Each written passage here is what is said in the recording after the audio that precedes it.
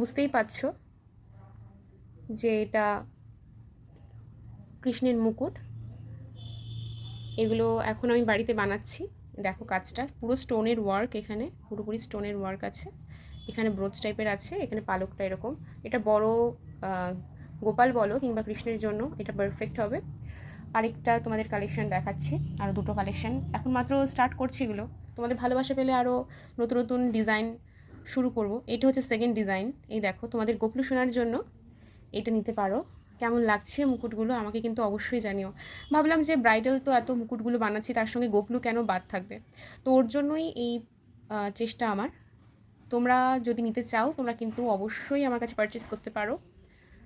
আর সামনের দিনগুলোতে নতুন নতুন ডিজাইন তোমাদের সামনে আনবো। এটা হচ্ছে আরও ছোট, দেখো কত পুচকু সাইজগুলো, জাস্ট দেখো। এটা সবথেকে বড় ছিল, এই সাইজগুলো পরপর দেখাচ্ছি। এটা একদম পুচকু।